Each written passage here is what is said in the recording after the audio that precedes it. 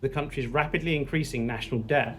The Joint Economic Committee released a statement drawing attention to what it called the unsustainable and immoral levels of public debt piling up under successive administrations. Arizona Republican and JEC Chairman David Schweikert said that $1 trillion has been added to the national debt in this fiscal year alone, bringing the total to $38.7 trillion. The committee noted that debt interest payments are on track to eventually become the largest driver of federal spending, unless the financial situation changes. America's mounting debt has long been on the radar of economists and lawmakers. It has major implications for economic growth and borrowing costs, as well as taxes and inflation. Such concerns were heightened with the One Big Beautiful Bill Act signed into law by President Trump in July, which contained both spending increases and sweeping tax cuts. Polls show sinking confidence among voters in the country's public finances, and that Americans believe fixing the budget should be a top priority for policymakers. Treasury Department data shows that net interest payments on the national debt totaled $970 billion in the 2025 fiscal year. That equates to more than an eighth of all federal spending and 3.2% of GDP. An outlook published by the Congressional Budget Office warned that deficits will push the US national debt from nearly $31 trillion today to $56 trillion by 2036, with debt also increasing to 120% of GDP over this period. Budget watchdogs are warning that lawmakers need to take these projections seriously and urgently tackle the country's ballooning public. All right, Shalom. First and foremost, going to give all praises, glories due, Kuala, Yahweh Bashem, Yahshai Bashem, Rakwakadash. Much love and respect to elders and apostles and bishops of Great Millstone. Also, much love and respect to all you Akim all around the world doing this work in sincerity and in truth. And Shalom to the few sisters listening in silence, to the spirit and power of our Lord, Yahweh Bashem, Yahshai. So, there you have it. This national debt is increasing, which I got the headline here. So this is from Newsweek. You know, it was published July the 3rd, 2026, and updated July the 4th of 2026. So the headline reads, it says from 71 million to 39 trillion US national debts, 250-year climb. You see that?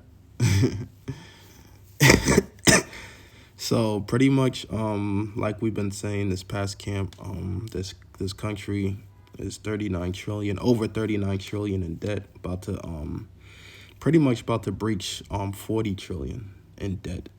All right, and there's no way of them paying that money back. All right, there's just no way of them paying it back because they got to pay the interest on top of it.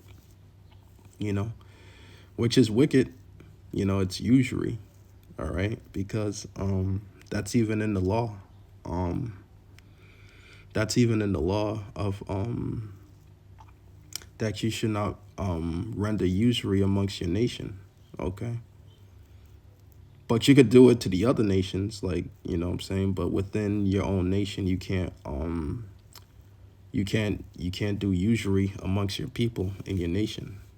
But you see, Esau, he does this amongst his people. You know, here it is, they got to pay interest on top of this 39 trillion. All right, which is wickedness. So there's no way of them paying that back. All right, there's no way they could pay this back. There's just no way. All right. So it reads, America's national debt has always reflected the trajectory of the nation itself. One rise as the other, at least economically, wavers, but rarely has the story been as struck as it is today. It says from a merge 71 million in the country's early days to now more than 39 trillion on the eve of its can't really pronounce that really, but I'm gonna skip over it. The scale of the U.S. borrowing has expanded expansionally and to a level almost beyond comprehension over 2.5 century. It says this 55 1,000% rise has been punctured by war, financial collapse, and global shock before settling into periods of relative stability only to climb again. And the history of U.S. debt displays a familiar pattern: spending in time of need, the expansion enabled by the country's economic strength and its increasingly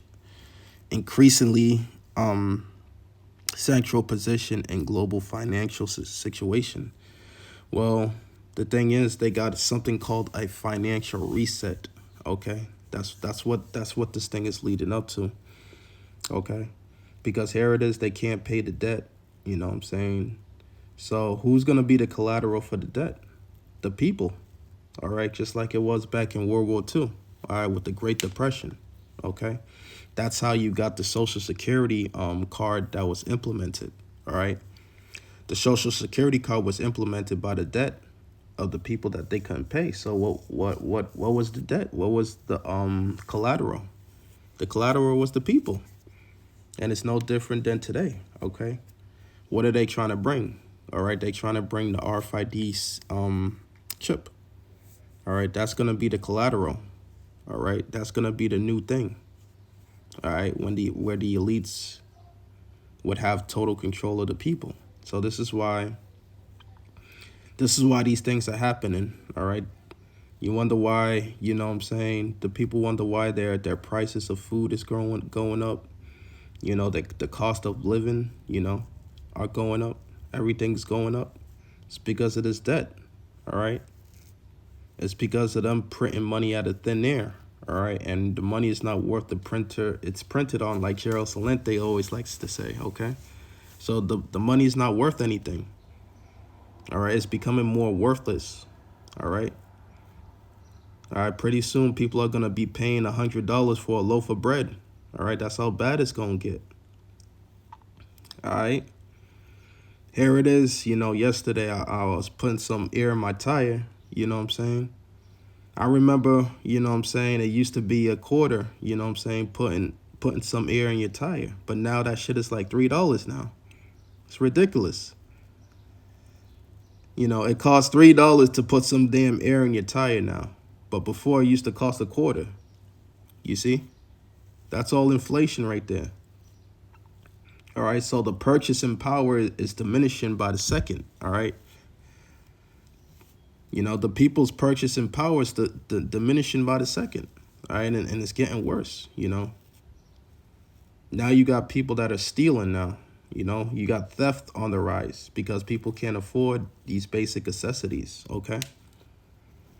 All right, people can't afford basic necessities, so theft is at an all-time high right now. All right, and it's gonna get worse. Okay. So, but as concern rises among lawmakers as well as the public, and more of Uncle Sam's budget goes towards paying interest on a blooming balance sheet, questions are mounting over how long this economic strength can postpone an economic crisis. It's not, because you got the chairman Ben Bernanke, the former chairman of the Federal Reserve. All right, he said that years ago that the market is unsustainable. After lying, what I'm saying, after lying all this time, what I'm saying, being in there. All right, he finally came out, in an article and said that the markets and everything is unsustainable. And this was back, what I'm saying, back I believe 2012 or you know or 2013, somewhere around there. All right, somewhere around there, what I'm saying. So he said this back then, and it's even more unsustainable now. As we're in 2026. All right, people could see it. All right, that the market and everything, this whole economic thing is unsustainable. All right, people could see it now. People are now complaining. All right. So, but they've been warning about we've been warning about this thing going back then. And even you had some, financial gurus that was warning about this, like Peter Schiff, Chiro Salente and others, Mark Fiber, that was warning about this thing. And now it's here. All right. Now it's definitely in our face now. Now it's in now it's in everybody's faces now. Okay. So this thing is unsustainable, all right? And it's gonna get worse and worse. All right. You're gonna see. Shoot, you think things are expensive now? Wait till it's gonna get even worse. Like I said, people are gonna. It's gonna get to a point where you're gonna pay $100 for a loaf of bread real soon. All right. But that's the time we're living in. All right, we're living in these times. Okay, so they're here. Okay, so pretty much there's no future for this place. It's going down. All right, just like the Titanic.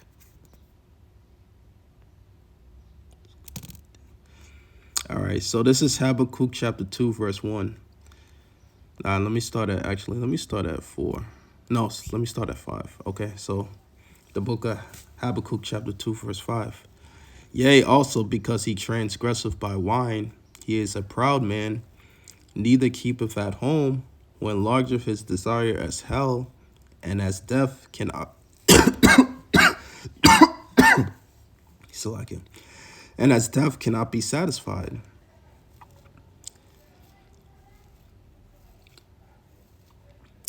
But he gather up himself all nations, and heap unto him all people.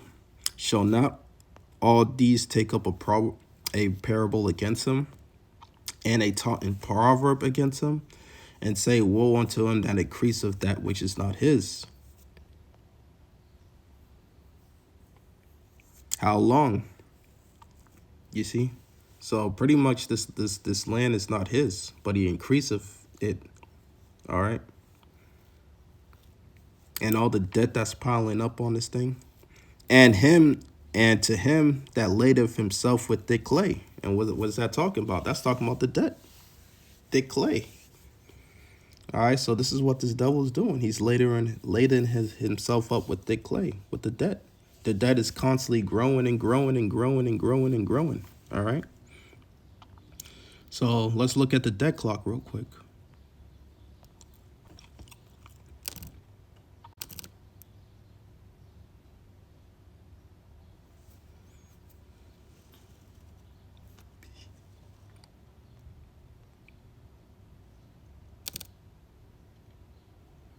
All right, look at the debt clock right here. See that? You see it's constantly growing. All right. By the second. Look at that. The US national debt, over 39 trillion. Almost about to hit 40 trillion. All right, look at that. Debt per citizen, $114,504 that every citizen in the United States owe. That's per person. That's how much per person owes. All right.